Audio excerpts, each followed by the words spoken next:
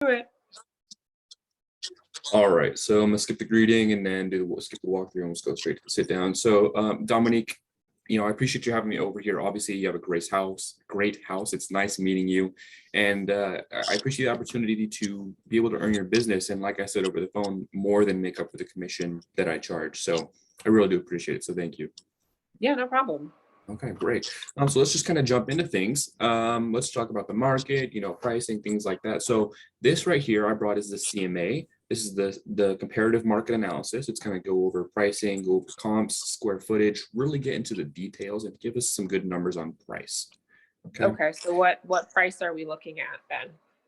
Well, that's a great question. And I know price is very important. And we're going to jump into that in about 10 or so minutes. That's going to be the second half of things. This right here is the listing agreement. So if things do make sense, if you think that working with me is the best decision you can make and you like the price that we can get for your house, then we're ready and can go ahead and get to work. Okay. Yeah, we're just here. I mean, on the phone, you mentioned something about how you would make up your commission. So I think we're just here to hear you out. We're not going to sign anything at this point. Yeah.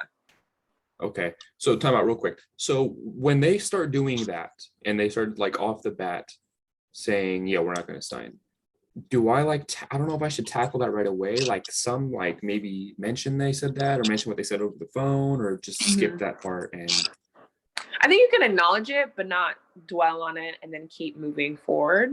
Okay. Well, yeah. Maybe actually the next part of the script will deal with it, but so quick question. So when does Jackie introduces a listing agreement on the FSBO presentation, right?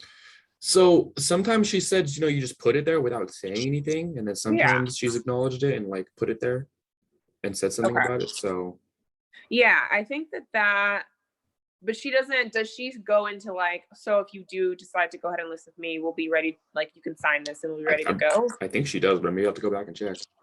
Okay. I noticed on some of them she doesn't though. Yeah, because I feel like it comes off to start out like that. It comes off very strong. Okay. So maybe just like sitting it there. And that's the listing agreement. Yeah. And this, just being like, and this is a listing agreement. Or not even like mentioning it, just like kind of getting a feel for it and like. I've done that. That's how when I have said it, that's how I've always done it, like not mentioned it because I was too scared to. And then like I asked after the appointment was over, like, what could I have done better, blah, blah, blah. And they're like, one or two of the guys was like, I saw you set a listing agreement out and like, you didn't even say anything about it. Like, obviously I know what that is. It's kind of seemed like you were trying to do it like without me noticing. I was like, oh, maybe it's the way I set it out. But he was like, I feel like if you're going to do that, like at least just mention it. So that's what some people said to me. So it might be the way that you're pulling it out. Yeah, I was like, yeah. I don't think that's how I did it, but maybe I need to be more confident with it. Yeah, just like put it out there and then like, maybe just like put it out there, pen, sit it down, and then just like be confident about it. You know what I mean? Mm-hmm. Like just be like, this is here. Okay. Just in case you're ready. But I feel like if it was a conversation where they said we're not going to sign with anybody, then in that case, maybe not take it out until you've gone through the conversation. Okay. And then you can, once you get to the actual close before the CMA, then you can like pull it out at that point. So I feel like it's one of those things you have to like judge based on the situation. Okay, that makes sense. Yeah. Okay. So we'll see how this part goes because I jump right into this part and then I say, before we jump into, the market and everything like that, I just want to say that make sure we're on the same page that my main priority for you and my number one goal with working with you is to make sure that you walk away with the most money. Like not only sell your house for as much money possible, but you have to walk away. That's what's important, right? To walk away with all that money and ideally do it in little time with as little hassle as possible. And I'm assuming that sounds fair to you, right? Yes. And then, so part of the script too is assuming that I laid the listing agreement out and already acknowledge it, is I would say something like, and obviously I don't expect to earn your business. I don't expect you to work with me if you see working with me as a suboptimal option, if I'm not the best choice that you can make. So I don't know if I would say that if I already acknowledged the listing agreement, but again, that comes off as strong. So, and straight to the point. I mean, I think, again, it's one of those things where I think it could still work. If the listing agreement is sitting there, then I think that works as well. Okay. Yeah. I think maybe that'd be a better way to like somewhat introduce it if I don't, I don't know. Let's see. I'll think about that. Okay. Okay. So yeah, let's just kind of jump into things. And I'm sure you've heard of supply and demand. That's kind of, the basic law of economics, right? Mhm. Did I lose you? You froze a little bit. Oh, okay. All right, good now? Yeah. All right, so let's just jump into things and talk about the market and things. I'm sure you've heard of supply and demand, right? Yes. Okay, it's the basic law of economics. Basically, for any given product or service, the more demand we can create, the more it's worth. The more it'll sell for, the more value it has, right? Right. Yeah, that's pretty common knowledge.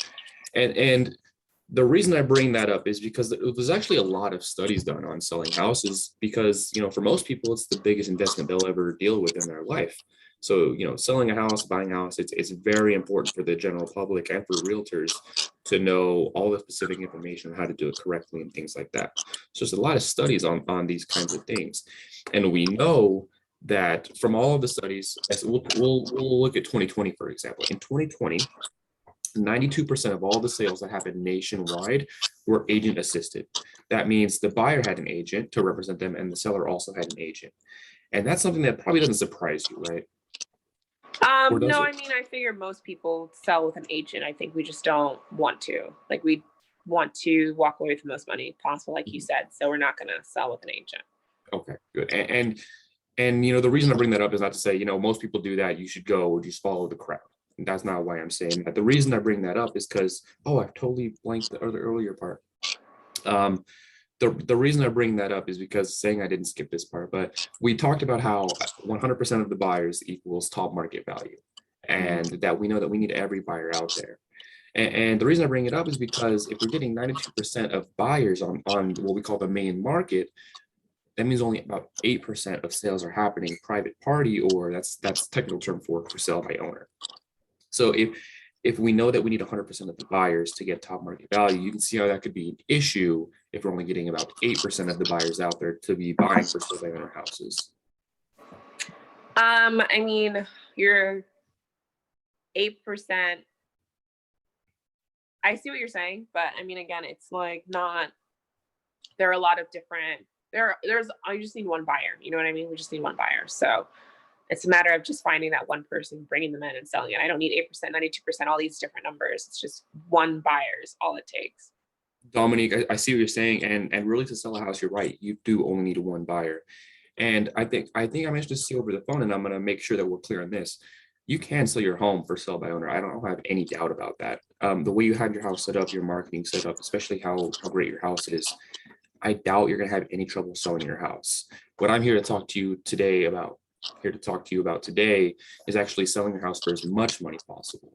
And the reason we're talking about supply and demand is not just to have one buyer, because you can sell your house with one buyer. The reason we're talking about supply and demand is to drive in as many buyers as possible to get the highest possible price. And you do want the highest price, right? You don't want to just sell the house for whatever one buyer wants to pay for it. Yeah, obviously we want the highest price. Okay, so you kind of see what I'm saying there as far as just bringing in one buyer versus a lot of buyers then, right? Yeah, I see that. Okay, so let me ask you, if we're trying to bring in multiple buyers to get top market price, if we know that as a for sale by owner, you're only getting about 8% of the buyers, you're only getting about 8% of the market. I was struggling this part, but if you're only getting about 8% of the market, if 100% of the market equals top market price, what does 8% equal for your sales price in your opinion? Less than 100% top market price, probably. Okay. And the reason I asked that, Dominique, is obviously, it's a good talking point. I'm also trying to figure out where your head's at, because I work with a lot of for sale by owners. I need to slow down a little bit. I work with a lot of for sale by owners, obviously, and everyone's different. And the reason I ask is to try to figure out where your head's at and what you actually have thought through or had the time to think through. And, I'm trying to get a genuine answer from you. So if we know, or if we agree, I'll rephrase it a little bit. So, we agree that we need every buyer out there to get as much money possible from the sale of this house. If you had to guess or had to pick a number or had to estimate, only having 8% of the market affects your house, and how much of a sales price? How much does it drop your sales price, do you think? Maybe 10% or something like that. Okay. Yeah, I mean, 10% that's a big chunk of change, right? Yeah. And I mean, that would make sense because, you're only, instead of getting 92% of the market, you're cut down from almost all of it. So supply and demand is really limited when you only have 8%, right? Yeah. 10% is a lot of money. That's your house is listed for, we'll say 450. So that's 45 grand right there you might lose out on just by having limited exposure. Yeah, we see that. And that's why we're thinking about putting it on, listing it with a flat fee on the MLS. Okay. I think that's definitely an option. But there's some pros and cons to that. We can get into that too. So actually, let me just answer that, and say, let me restart that. So Dominic, that's actually an option, and we can talk about that. And here's what's interesting, Dominic, is you said 10% is the difference between maybe having limited exposure and having full market. According to the studies in 2020, for sale by owners actually sold for 24% less than homes that were listed and sold by agents. Oh, wow. That's a big difference. Yeah, that's a big chunk of change. That's a quarter of the house's value, right? Yeah. Mm-hmm. And keep this in mind too, is 2020 was a hot year. I mean, we were breaking records left and right here, right? 2021 is a little bit hotter, but even in the hot market, for sale by owners still sold for 24% less. Wow. So what price do you think that we need to be at then? Are you saying we're overpriced right now, or where would we need to price ourselves? That's actually a really good question to jump in when we have the CMA, because that's going to give us a more, see, bad at these. So, and that's going to give us, the CMA is really going to tell us where we should price the house. So I don't know how to answer that or how to jump in to say, save that for later. How would you say that? Well, I'm trying to think. Okay, so Evan, I hear what you're saying, and obviously you're anxious to understand what the actual price of the home would be. And I'd be more than happy. And I want to assure you that we will cover that in our conversation today. Before we get down that path, though, I just want to make sure we're on the same page as far as everything that I have talked about.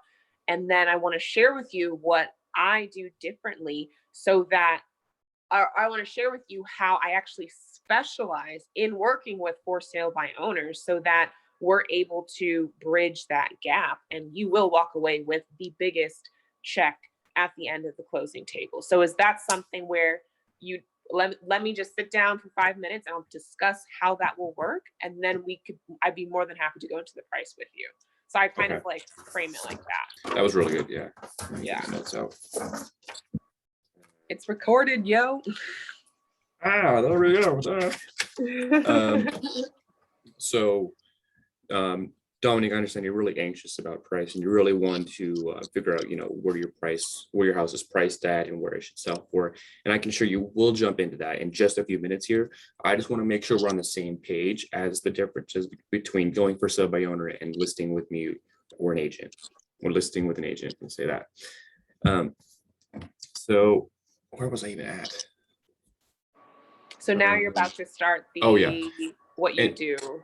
Yeah. Well, no, that's actually a little bit further down. Oh, okay. What comes next? Type why buyers are trying to save money, or first I'll just say, and Dominic, like we were saying, like 24%, that's a lot of money. And I don't expect you to knock that off your sales price, like you were questioning, or take a discount for 24%. I don't expect that. I don't expect you to take that route. And part of choosing what route to take is understanding why for sale by owners sell for so much less. So we already talked about the quantity of the buyers and the exposure that you're getting, or the limited exposure you're getting as a for sale by owner. Obviously, that's a big reason. I mean, 10%, like you were saying, that's makes up a big difference, supply and demand. Yeah. There's also the quality of the kind of exposure you're getting, and that more so has nothing to do with what you're doing, but the kind of buyers that like to buy for sale by owner houses. Here, maybe this will be more helpful. I don't know if you've thought about this yet. Say you list with me and you pay me commission. Half of that commission, I'm paying to the buyer's agent. So essentially, the buyers in the real estate world, they get to work with their buyer's agent that's, you know, licensed, professional, experience. They get to work with that for free. Is that something you've thought much about? Yeah, we understand that. That's why we put up the 2%. We're offering 2% to the buyer's agent, so we put that on the listing. Okay, good. Okay, good. I mean, I think it's really good option that you guys are taking that route. I mean, I know 2% is a lot of money, but it really does help. It works in the right direction of trying to attract the right kind of buyers, and that's actually what we're going to jump into here. Is I'm going to skip the why types of buyers. Yeah, I'm going to skip that part and just go into the types of buyers and the types of buyers that would actually want to buy your house. So let's say I do a showing for a house, and my broker asked me, oh, what kind of showing do you have? Or how was the showing? What kind of buyer was it? I'll give one of 4 answers because there's 4 types of buyers. The first kind of buyer is the one that's serious and in a hurry. This is someone who, you know, probably just got their house sold. Maybe they just got their house under contract, so they're going to be qualified to go make offers on a new one. They're in a hurry, or maybe they're even sleeping at their friend's house or you know, their family member's house. They're in a hurry to get to their new home, and they're very serious and they're very capable of buying a new house now that they're, you know, they have the funds to do so. Mm-hmm. Obviously, this kind of person is going to be wanting to work with a buyer's agent, right? Right. Yeah. Because, you know, they're in a hurry, you know, and it's free too, right? Yeah. Good. You know, that's obviously really easy to see why they're going to be working with a buyer's agent. The second type of buyer is serious but not in a hurry. This is mostly comprised of first-time home buyers. And I don't know if you could think back to when you bought your first home, but you know, it's obviously a pretty scary process. You're kind of in the dark. You just want someone to hold your hand and walk through the process, make sure you see every home. So it's going to take a while if you're very serious and on buying your house. Right. Obviously, that person is going to be working with the buyer's agent, right? Yeah. Okay. The third type of investor, the third type of buyer is the investor. I probably don't need to jump in too much with this because obviously, I'm sure you don't want to sell your house to an investor, right? No, I think no, absolutely not. We're not going to sell it for a discount. Yeah. Yeah, good. Okay, I'm glad to hear that. Obviously, investors need to put $1 in and get 2 out. And actually, there's actually a lot of real estate investment seminars that have been going on here in Utah recently, as of 2020 and 2021, just because the market's so hot and so many for sale by owners are trying to sell their house on their own, and which has attracted a lot of investors. And one of the things they teach at the investment seminars, obviously, is how to buy a house, how to sell houses without agents, how to negotiate, things like that. And the number one target they'll teach you to go after when you're an investor is for sale by owners. Yeah. I mean, if you look at it from their eyes, I don't know if this everything we've talked about so far as much if you thought about it much, but from an investor's point of view, everyone in the real estate world is kind of aware and knows very well that for sale by owners tend to sell for so much less. So when an investor comes in, they see the rest of the market that's selling for, you know, full price, what it should, and they see investors, or they see it for sale by owners, and they're known, and they're just going to sell for significantly less. They're getting less quality offers, they're getting less offers. Only, for the most part, the only other offers they're competing against are other investors and other bargain hunters. So they know they can get a really good discount. So it's kind of a gold mine for investors. Does that make sense? Yeah, yeah. And like you said, you don't want to sell your house to an investor, right? No. Okay. And the last kind of buyer, and they're not really a kind of buyer, but they get their own classification nonetheless, is the looker. And lookers can be frustrating. I know you've already had a bunch of phone calls and a bunch of people wanting to show the property, right?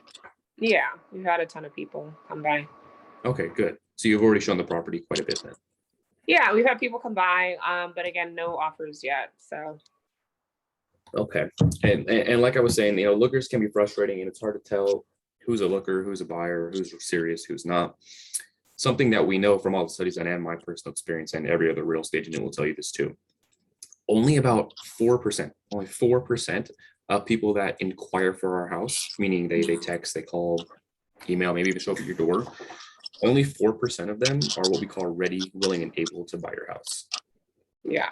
Everyone else is just a looker, which can be really frustrating when the vast majority of people that are trying to look at your house, trying to do a walkthrough, can't even buy your house or don't want to buy your house or just not interested in buying your house. So I don't know if that's something you've thought of, but it can be pretty dang frustrating. And I feel that when I say that because I have to deal with it too. Yeah. Yeah. And I don't think you want to show your house to lookers, right? No. Okay, good. So Dominique, we've talked about exposure, obviously the limited amount of exposure you're going to get just as a for sale by owner, and also the limited quality as far as getting a lot of investors. Actually, let me jump into this will be better. A lot of investors and how most of the serious buyers are working with agents, and that you're offering that 2%, right? Here's something, piece of information that I want to go over with you. And I got to be careful how I say this because it might come off wrong. Most agents avoid for sale by owner houses, even if their buyer, because buyers will go out looking and then bring the house to their agent, right? Mhm. Even when their own buyer goes out and finds a for sale by owner house, say they look on KSL and they're like, oh look, this house looks nice, I want to go look at it. Their agent will have to sit down and have a conversation with them that it's not, they can still go do it if they would like, but dealing with for sale by owners is something they typically avoid. Is that something you were aware of? No, but I hear what you're saying. Okay. And there's a lot of reasons why that people who have agents and agents avoid for sale by owner houses.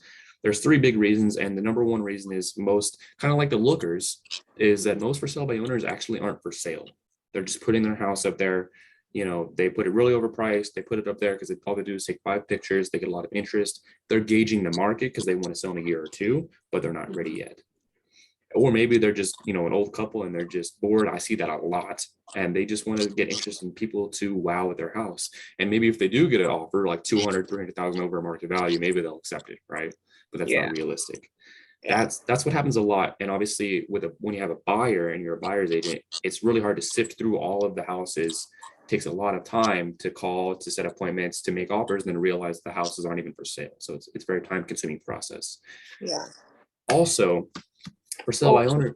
Pause here. So so after this segment, you finish out the 2 major points as to why buyers agents avoid FSBO, which is, what are those 2? It takes longer to close and they usually don't close, or 50% of the time they don't close. 50%, 55% of the time they do close. So and then from there you take it into where normally I wouldn't do that, but you already said you mentioned 2%, so I kind of wanted to cover that to, you know what I mean, as to why the 2%, why it might not work out anyways. But after that, normally I would skip that part and go from the 4 types of buyers that I just did, go into closing and negotiations, then go into what I do.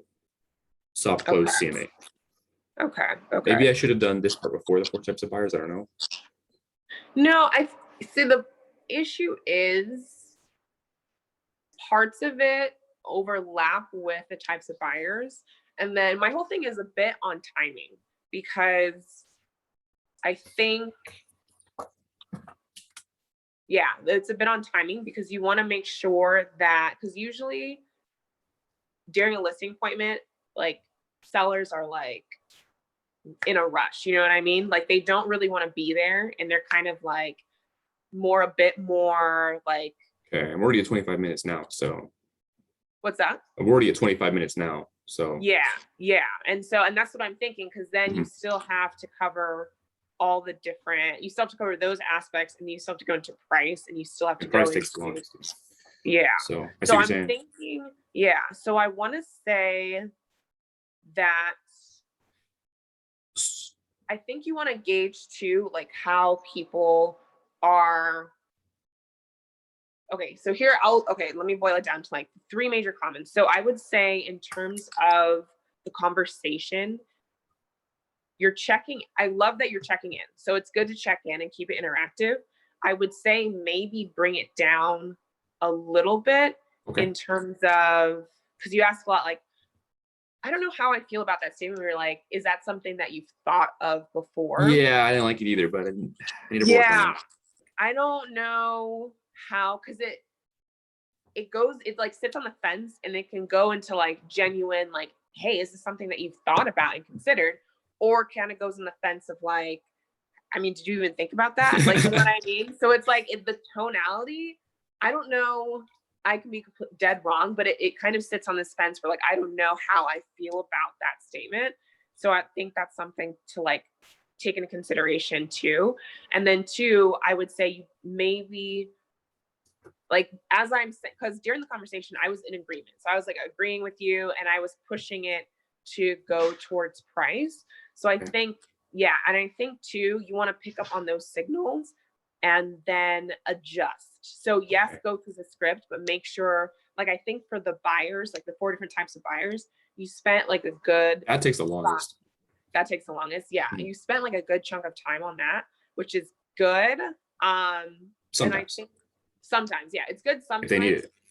If they need it, yeah. But I would say that if they like, once they get it and you check in with them and they get it, then keep moving forward. Because I felt like you're almost like double, triple checking. Okay. I don't know. I do feel like I made a mental check note to find a better way to say. I don't know if I thought about that. I need a better way to phrase that. Also, a better way to phrase the check-in too. Yeah. And I think a good way to tell a good key sign is when I give them the 92% number and then I go for the 24% number, how they react to that, if they're in agreement with that, or if they're very questionable. They're very questionable, obviously, they spend more time backing it up. But if they're in agreement, I could definitely go through things a lot quicker and then also check in and see how they're feeling. You know what I mean? So I like what you're saying. Okay. Yeah. I think that's a good point. So if they're in agreement and they're like, whoa, then you don't want to like overextend out the next part. It's almost like when you're like overselling when you've already gotten the close, you're already ready for the close almost. You know what I mean? So exactly. Yeah. Because seeing like in that conversation, I was like trying to move towards the close a little bit, like price. And then you slowed me down so where I could understand the 25%, which is good. That's what you want. And then from there, you want to kind of, okay, let's kind of get her to the finish line and speed it up. Yeah. Okay. So I think the 4 types of buyers is something that's optional, depending on how they're reacting. Also, the why agents avoid for sale by owners, obviously that's optional depending on the situation. Yeah. But I don't think what I do section, I don't think that's optional. I think I should go over that. No. I think that should be the key part. You definitely want to do that. Yeah. Okay. Should I go over, this is a smaller section, like the types of buyers, not the types of buyers, but why, I don't know what it's even titled, but it's why buyers would be looking to save money. It's like right before I go over the 4 types of buyers and right after I go over the 24%. I would still go over it again. I would kind of take out the parts that are overlapping a little bit. There's a lot of overlapping. Yeah, I would kind of just keep it as lean as possible to be conscious of time. Okay. Yeah. Okay. And here's something else that's interesting is a lot of for sale owners I've been to, some of them are in a rush and some of them are like just willing to sit there for fucking 2 days and drink coffee with you. It's ridiculous. But did you have one more? You said a third one? What's that? You said you had a third point? Or 3? Oh no, I think it was just the timing thing. I think that was my third one. Yeah. Okay. Yeah. Okay. All right. I gotta run to the bathroom. Yeah, you're good. I'll continue this like next Thursday. Then we're on. Okay, I know where we're at. And then two, also, do like the listing presentation, like the full thing, and then upload it, and then see where you are in terms of timing and like. Good idea. Yeah. Okay, I like that. Okay. Alrighty, awesome. Thank you. See you at the meeting. Okay, bye. All right, bye.